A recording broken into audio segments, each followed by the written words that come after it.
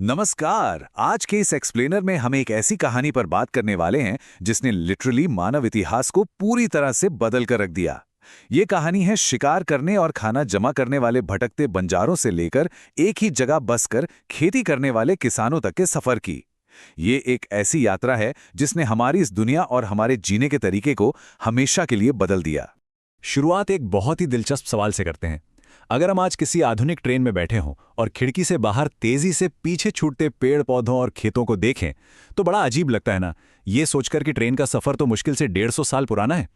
तो क्या जब तेजी से चलने वाली गाड़ियां नहीं थी तब शुरुआती मानव सफर नहीं करते थे? सच तो यह है कि लगभग 20 लाख साल पहले इंसान अपनी पूरी जिंदगी सिर्फ चलते ही रहते थे। उनका सफर आज की तरह आरामदायक नहीं था, बल्कि जिंदा रहने के लिए एक लगातार बिना रुके चलने वाला सिलसिला था। इस सफर को क्रमबद्ध तरीके से समझने के लिए हम इसे 5 हिस्सों में बांटेंगे। पहला, आखेटक खाद्य संग्राहक यानी नोमैडिक हंटर गैदरर्स। दूसरा, औजार और आग। तीसरा, बदलती जलवायु। चौथा, कृषक और पशुपालक।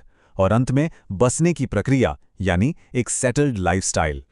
तो चलिए शुरुआत करते हैं पहले हिस्से से, नोमैडिक हंटर गैदरर्स। आखिर शुरुआती मानव एक जगह लगातार क्यों नहीं रुकते थे? एक ही जगह रुकने का सीधा सा मतलब था भुखमरी। इसके 4 बहुत ही प्रैक्टिकल कारण थे। सबसे पहला कारण था भोजन की तलाश। अगर वो एक ही जगह ज्यादा दिन ठहरते तो आसपास के सारे पौधे और जानवर खत्म हो जाते थे।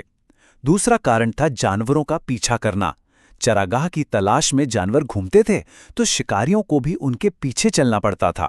तीसरा कारण था मौसम, क्योंकि अलग अलग मौसम में अलग अलग पौधों पर फल आते हैं। और चौथा और सबसे अहम मुद्दा यह है कि पानी के बिना जीना असंभव था।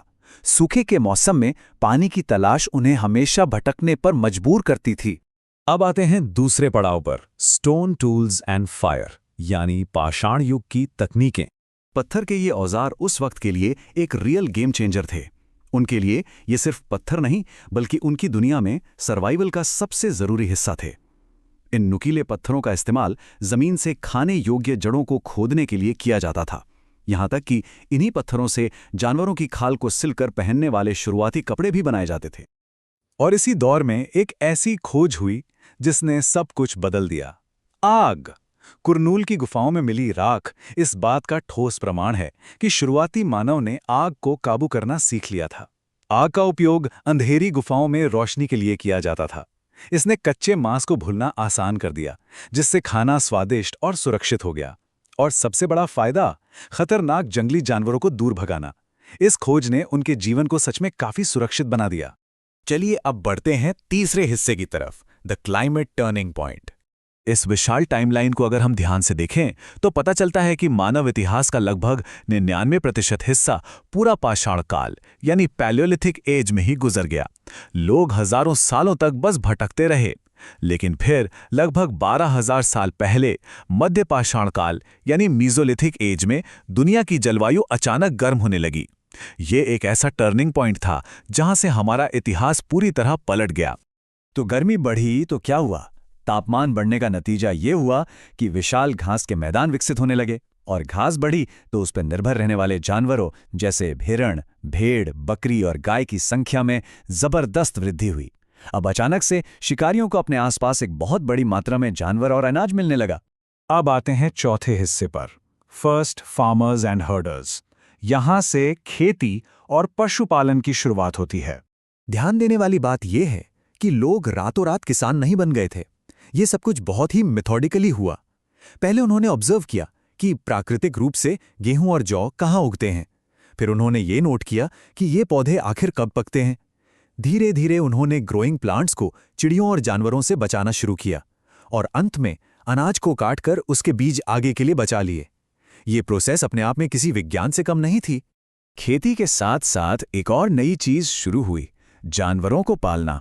और ये बड़ा ही सरप्राइजिंग फैक्ट है कि गाय या भेड़ से भी पहले इंसान का सबसे पहला साथी कौन था? वो एक कुत्ते का जंगली पूर्वज था। ऐसा माना जाता है कि इंसानों ने अपनी गुफाओं के बाहर बचा हुआ खाना छोड़ना शुरू किया होगा, जिसने इन कुत्तों को आकर्षित किया, और वहीं से इनकी दोस्ती शुरू हुई। इंसानों की इस पसंद का असर जीव विज्ञान पर भी बिल्कुल साफ दिखता है। इंसानों ने चुन चुनकर उन्हीं जानवरों को पाला जो शांत और अहिंसक थे। इस प्रोसेस ने समय के साथ जानवरों का बायोलॉजी ही बदल दिया। जैसे कि अगर हम दांतों को देखें तो जंगली सूअर के दांत काफी बड़े और खतरनाक होते थे, जबकि जिसे हमने पाला उस पालतू सूअर के दांत धीरे धीरे छोटे होते गए। और अब हमारा पांचवा और आखिरी हिस्सा, अ सेटल्ड लाइफस्टाइल। फसल उगाने का एक मतलब ये भी था कि अब जमीन की देखभाल करनी थी, पौधों को पानी देना था और फसल पकने में जो महीनों लग जाते थे वहां ठहरना था। और जब फसल मिलती थी तो उस अनाज को आगे खाने और बोने के लिए बचाना होता था। इतना सारा अनाज लेकर भटकना अब नामुमकिन था, इसलिए मानव को एक ही जगह पर अपने स्थायी घर बनाने पड़े। मेहरगढ़ जैसी जगहों पर मिले शुरुआती गांव के अवशेष इसी बदलाव का सबसे बेहतरीन उदाहरण है, जो हमें बताते हैं कि कैसे लोगों ने आखिरकार एक जगह बसना शुरू किया। तो अंत में इस बात पर गौर करके देखते हैं कि जब हम किसी आधुनिक घर को देखते हैं या किसी खाने से भरी हुई डाइनिंग टेबल को देखते हैं, तो क्या इन सबका रास्ता उन्हीं बीजों तक वापस जाता है जो लगभग 12,000 साल पहले पहली बार बोए गए थे? हमारा आज का ये स्थायी और आरामदायक जीवन दरअसल उसी पुरानी और हिस्टोरिक समझदारी का नतीजा है, जब किसी ने घूमना छोड़कर जमीन पर बीज बोने का और वहां बसने का फैसला किया था। तो उम्मीद है कि इस एक्सप्लेनर के जरिए मानव इतिहास के इस सबसे बड़े बदलाव की समझ और गहरी हुई होगी। इस सफर में हमारे साथ जुड़ने के लिए बहुत बहुत शुक्रिया।